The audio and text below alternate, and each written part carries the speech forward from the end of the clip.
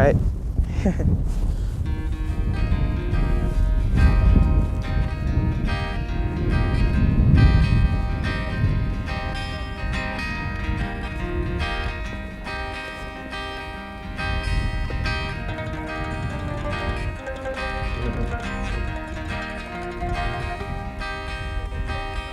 Alder and Taj want to go ahead of us?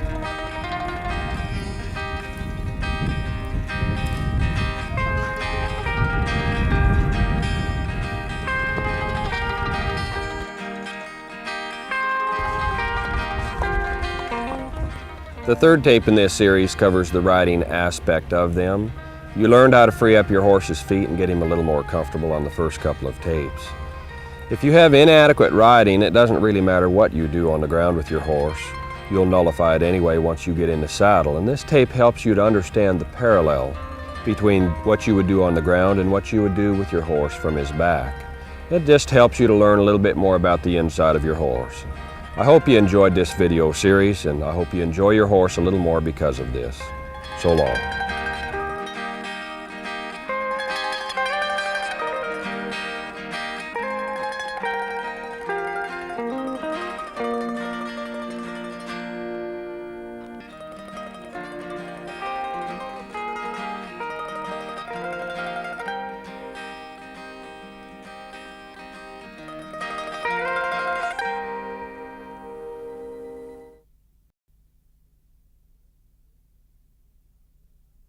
The first bit of mounted work we're going to do is just what you would do right when getting on a young horse, and that is doing just exactly what we're doing from the ground. First, starting with just bringing her head to one side, releasing when she turns loose. We do it to both sides now. We're going to hold and wait until it gets soft. And when it does, we release. You want to get your horse point where she can bring her head over. You can get a hand on her forehead. Okay? A lot of this is good for your horse. And do it to both sides. Bring her hand right to her leg. Come across. Pat her on the forehead.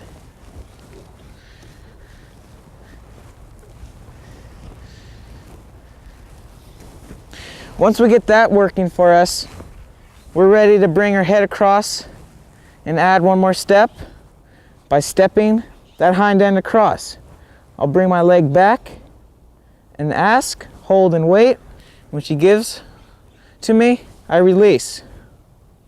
I'll ask one more time. And I release.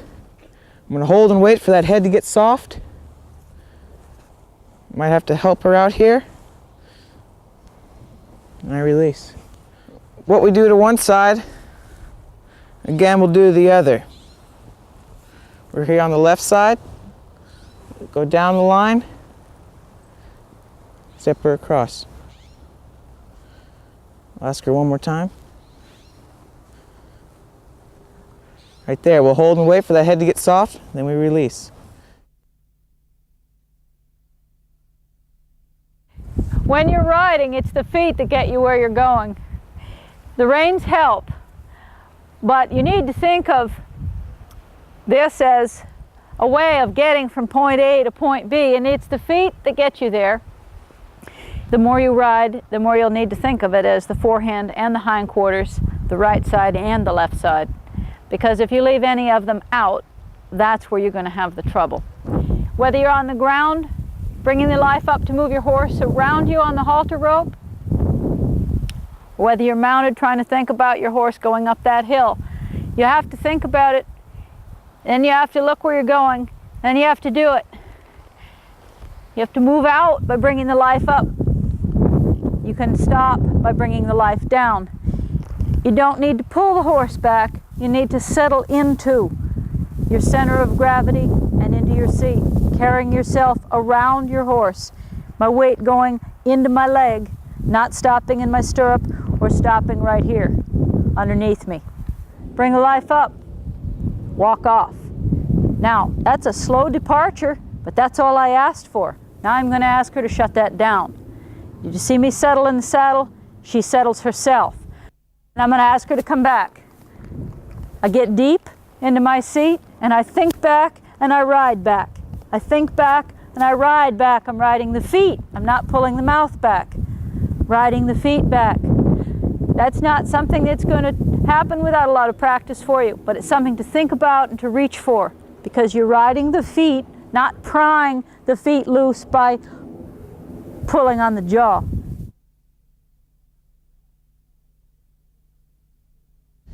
This here is a horse I've been working with for a couple of months now. What we're going to do is go through a few upward and downward transitions through all gaits, walk, trot, and lope. Leslie will be talking about my ride as I'm doing it. In the walk, the horse moves each leg separately in a 4-beat stride. I call the walk the horse's catch-up gait because his hind legs are continually catching up to a point on the ground that his front legs have just traveled over. To keep his balance at the walk, he steadies himself on a diagonal pair of legs. The diagonal pair you see now are the left front and right hind feet. They are the 2 feet that are on the ground wrapped in red. This is called the horse's left diagonal. The right diagonal is on the ground now. That is the right front foot and the left hind foot. When a horse's front foot steps forward, it pulls an opposite hind foot off the ground. Just before that hind foot hits the ground, a front foot on the same side steps out of the way. You can see how similar the walk and trot really are when Will's horse slips up to the trot for a moment. When moving from the walk to the trot, you want it to be a smooth transition. The easiest way to do this is to ask for the trot from a fast walk. When your horse is comfortable with this, ask him to trot from a slow walk.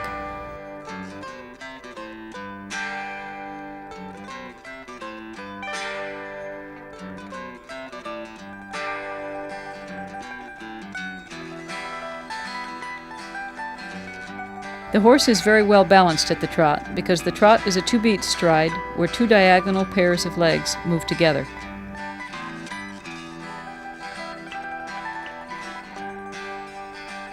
Your transition to the canter or lope should be the same as it was moving from the walk to the trot.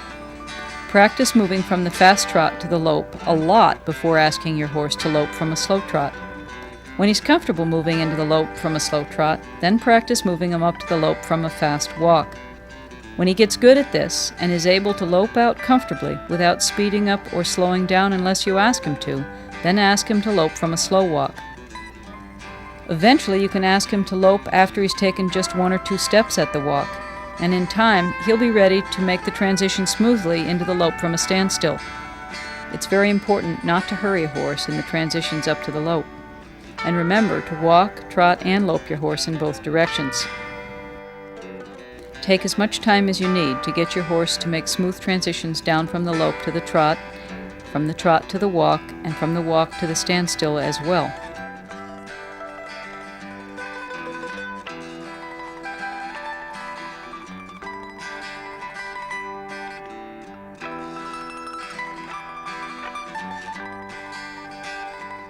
Notice that Will slows his horse's feet down by slowing down his riding.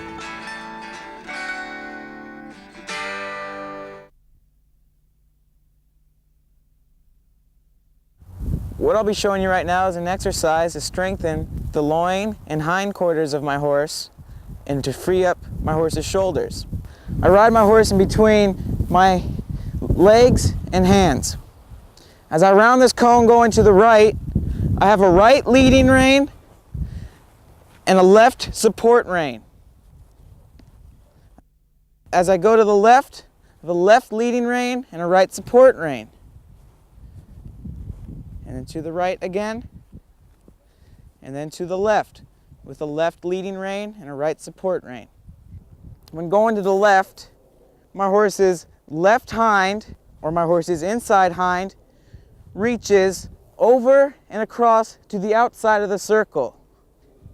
And my horse's right front, or outside front leg, reaches over across to the middle of my circle, or to the inside of my circle. That is how a horse reaches both ends reaching equally.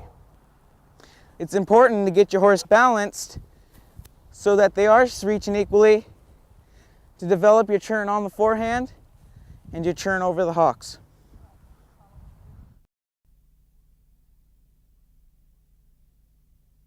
It's important to prepare your horse for the backup.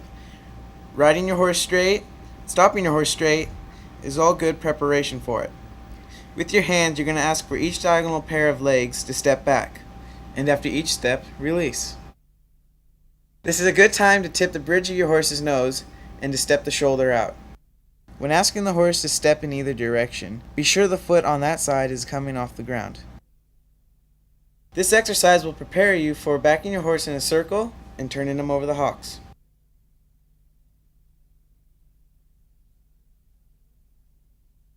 What I'll show you right now is developing on your backward circle, your circle going backwards. When doing this, we strengthen our horse's hindquarters and loins, and we get him light and supple in his mouth. I'm going to circle around this cone over here. The way I'm going to do it is by starting straight back, and when I have that straight words back coming to me, I'm going to back it to the left by tipping the bridge of his nose to the left, asking with my left leg slightly behind the girth and my right leg forward.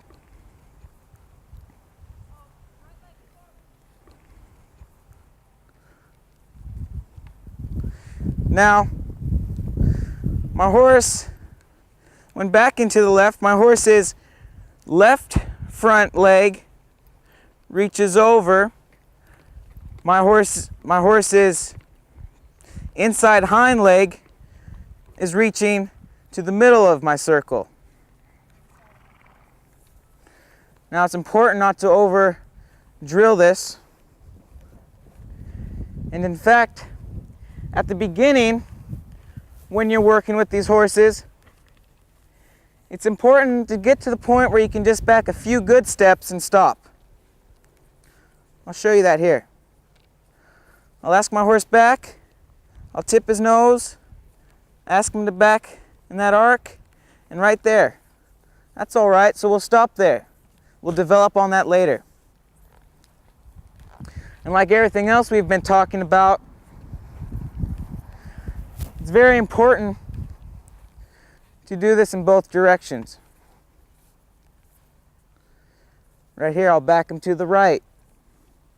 I'll tip the bridge of his nose to the right. I have my left leg forward, right leg slightly behind. I keep my weight back to help my horse back, and I might stop in there wherever it's good.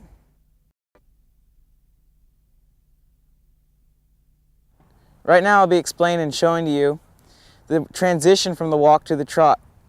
The trot is a 2-beat stride where you have your horse's diagonal pairs working together.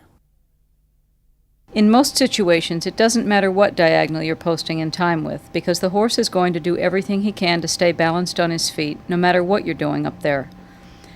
But if you want to progress in your riding beyond the beginner level, you need to know how to post, and you need to know how to pick up the correct diagonal, which I'm going to explain to you right now. This information is important for anyone who is serious about riding well.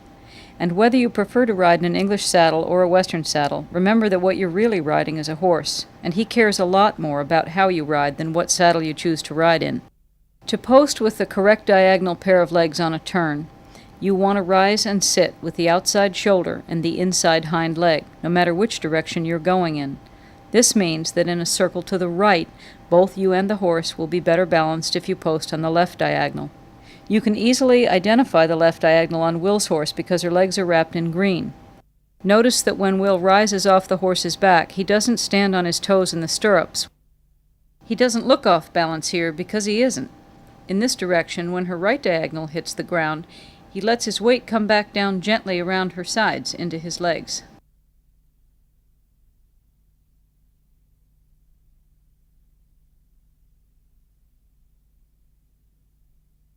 When he changes directions and begins a new circle to the left, he also changes diagonals, He does this by sitting one beat in between the circles and starts rising again off her back once more in time with the outside front and inside hind legs. This is the right diagonal, the pair of legs that are unwrapped.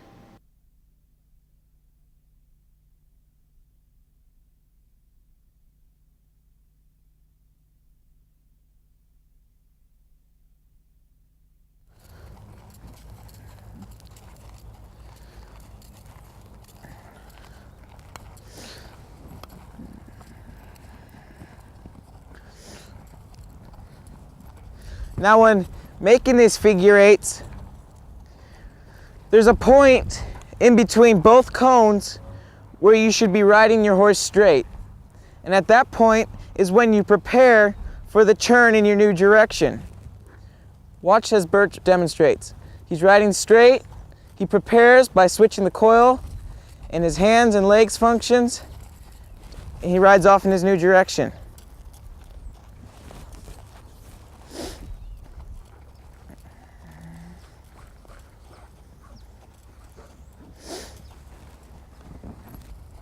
Figure eights can be done at all gaits. Birch will demonstrate it now at the trot.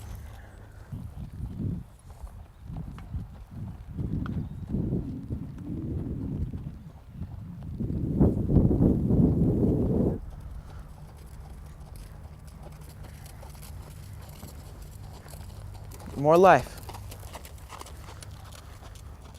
Now prepare, look up where you're going, you see? You gotta look up. You gotta plan your moves, okay? Just gonna switch the coil on that line, look up. Good, much better, Birch.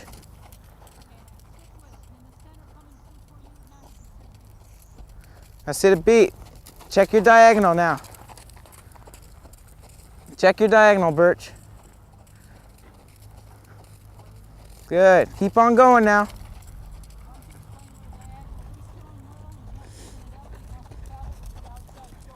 Now, as Birch switches diagonals in the middle of the cones, what he is actually doing is skipping a beat to be on the correct diagonal to his new direction. He sits a beat there in the middle, 1, 2, and he's got his new diagonal.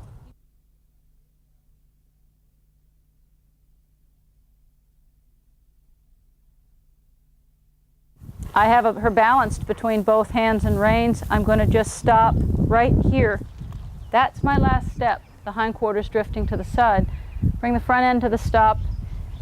I'm going to walk over again a couple of 3 feet. Tip her nose to the right, step the hindquarters out, and put her on this corner. So when I do this, I would drop my left leg behind the girth, open my right leg, stop that left shoulder. That becomes that corner. Do you want to practice that a little bit?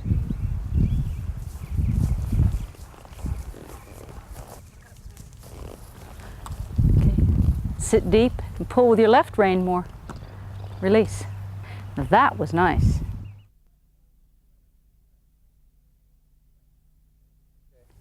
What I'll be showing you right now is a complete turnaround over my horse's hocks. Before I turn, I draw my right leg back and out of the way. Open your right rein and be sure not to drag your left rein across her neck. Instead, support her with it at the base of her neck in front of the withers. Support her left shoulder with your left leg forward.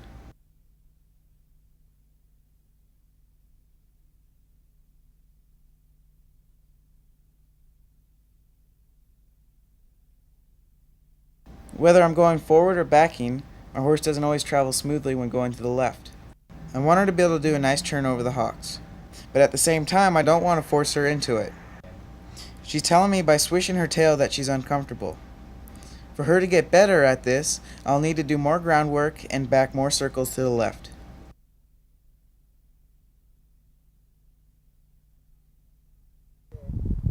Now right now I've been having a hard time getting my horse to do that turnaround, but she's tired and she's had a long day. So this is a good example of when you need to stop and respect and listen to what your horse is telling you. Now, it doesn't matter whether you're raising these big, wonderful show horses or just a backyard pony. If you and your horse are working on something that both of you are not getting, sometimes maybe you need to stop and do something else, or maybe you need to stop and just put your horse up for the day.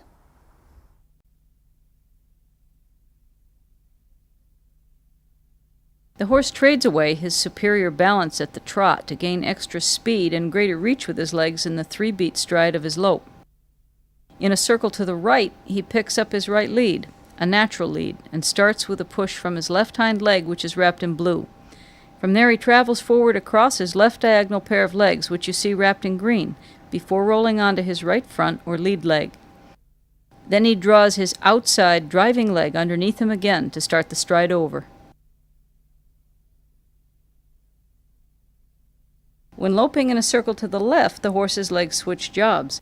The right hind, which is wrapped in white, now becomes the drive leg. The second beat in the stride at the lope is the right diagonal pair of legs you see wrapped in green, which hit the ground together.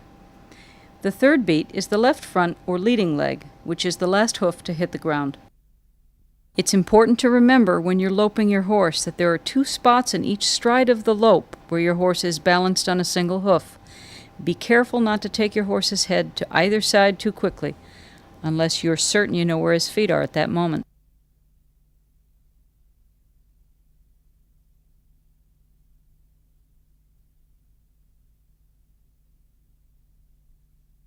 Will is loping his horse to the left on her right lead, which is uncomfortable for her.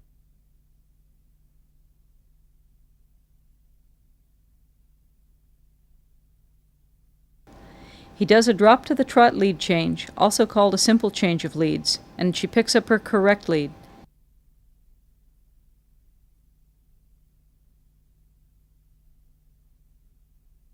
He moves her off in a circle to the right on her left lead. This is called a counter canter. It's good for a horse to be comfortable loping in both directions on the unnatural lead because it can help them to develop a lot better balance. As you can see, she switched back to her right lead with her front legs only to adjust and improve her balance on the turn. But this actually leaves her in a worse situation, with no diagonal pair of legs to balance on at all. So she switches back to her left lead on the straightaway for 3 or 4 strides.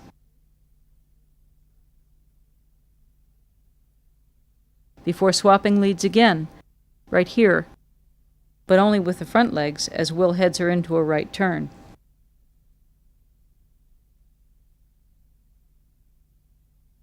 To help her regain both her balance and her confidence, Will drops her back to a trot before loping her in a circle to the left on her natural lead, or left lead.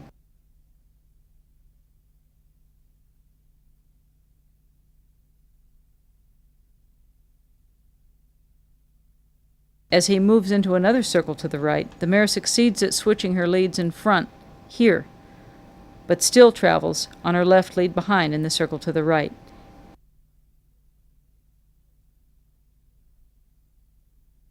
He drops to a trot once more so she can find her balance in the natural lead.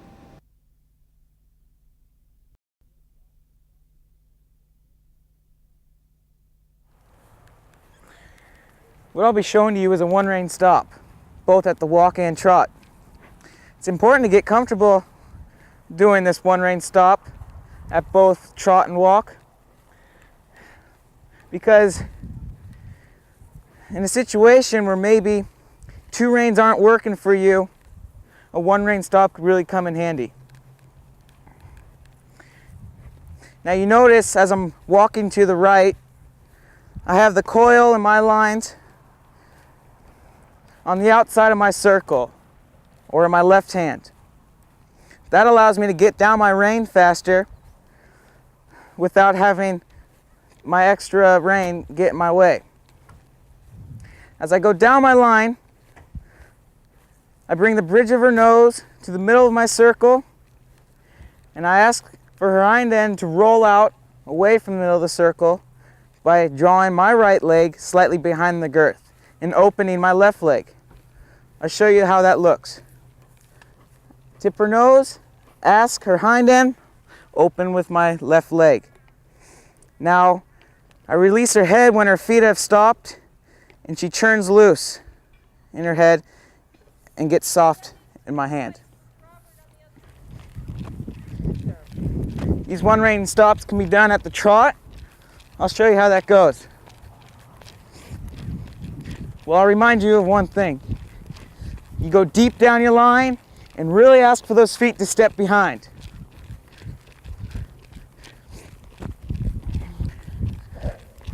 Right here. With my left leg open, I'm asking that hind end to step across. Once it steps across, I release there, and then I wait for her head to turn loose with her feet stopped right there. It doesn't matter how long your horse needs to walk around stepping that hind end under in a small circle. After time and after practice of doing this, it'll become easier for your horse and he won't need to take as many steps. Now your one-rein stop should be done in both directions, at the walk and trot. And you should get to the point where you feel comfortable with winding your horse down from the lope, breaking your horse into the trot and doing a one-rein stop in both directions. Demonstrate the one-rein stop going to the left from the trot. Now notice where the coil and my reins are, to the outside of my circle. This way it's easier for me to get down my inside rein to tip the bridge of her nose in. Now I go down my rein, step that hind end out with my left leg back and my right leg open. Now I hold and wait for her to turn loose and get soft in my hand, right there. That's good.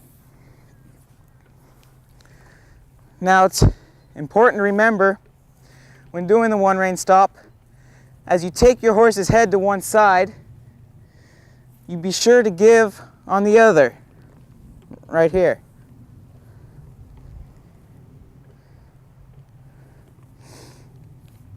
This way, you don't have your horse bound in between both hands. When you are doing this, if you end up getting your horse in between both your hands, your horse should give you a backup, like so. So don't be surprised if you do make a mistake by getting your horse bound in between both reins. Don't be surprised if he does back up for you.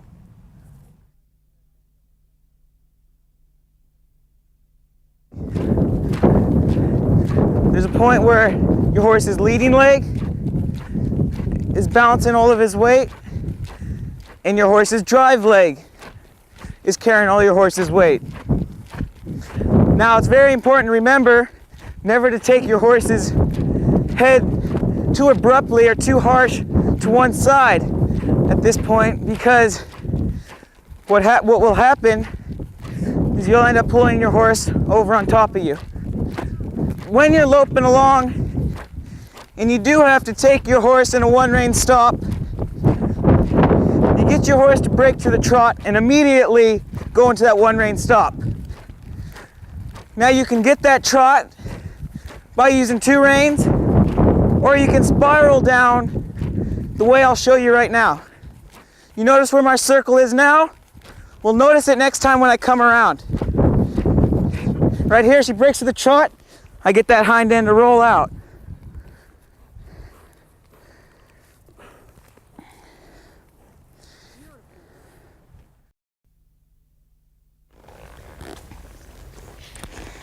What we're trying to have her do, just walk through the creek like she's just walking on land.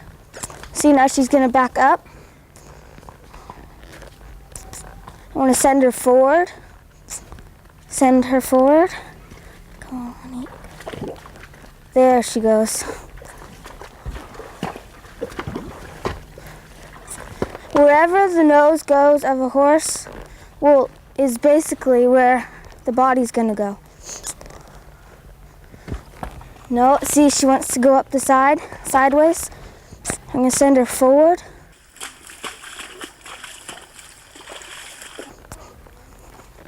I want her to walk through here, just as so I can see if she'll listen to me.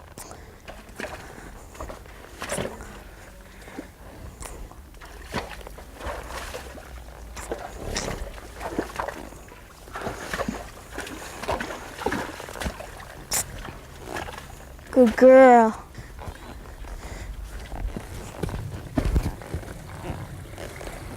I wanted her to step her hindquarters. Good girl, now I'm going to release and drive her forward. I'm going to take her through again. I want to give her all the line I can that I can trust her with. Because if I hold her back, she'll just stop and I'll be kicking her going, come on.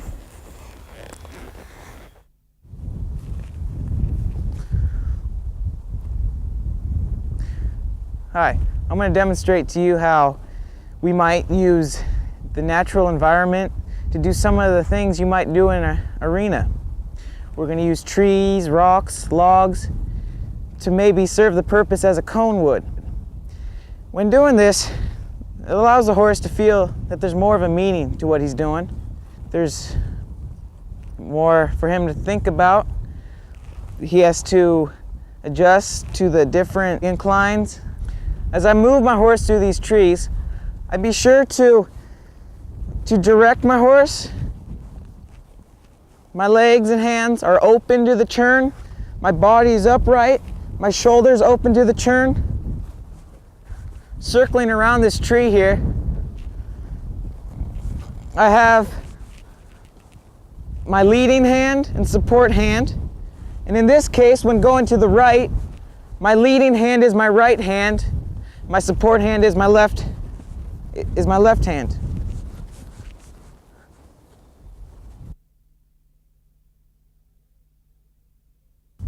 Now my legs serve a purpose too. Our legs should be positioned with, in this case, going to the left, with our left leg back just a little bit behind the girth, and then right leg forward and a little bit ahead of the girth.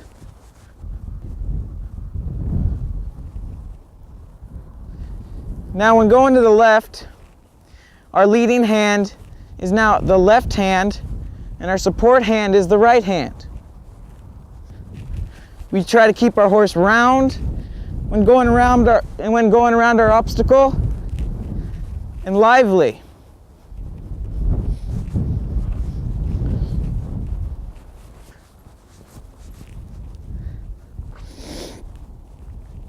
When changing directions, for example, then preparing to go off to the right, you got to be ready to switch jobs with your hands.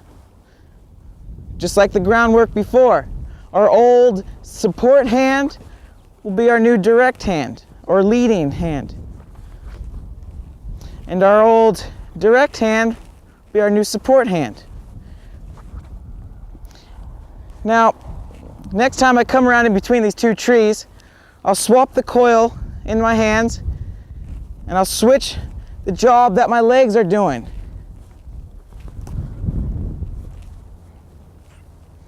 My legs have now changed jobs going in my new direction.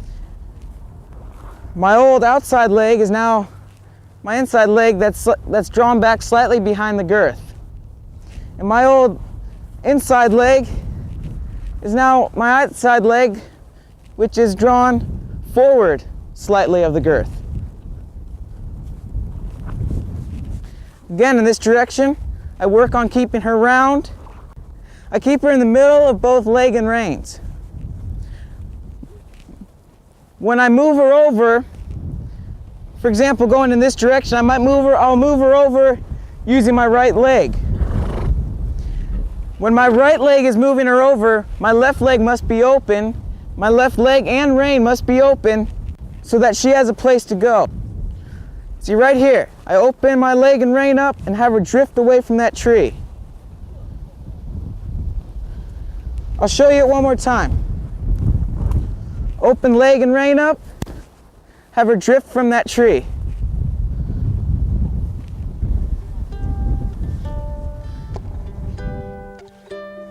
This concludes our third video of the series. I hope you've enjoyed it. Happy trails. Starting on the ground, coming up her neck. I'll wait. I'll take the water away as she comes through. I'll try to anticipate her acceptance of it, and I'll release the pressure. It's no different than the rest of our groundwork or our riding or any other way that we put pressure on a horse. She's got to be comfortable for it to be a fair deal. Sometimes they like the water in their mouth. She's having a little drink.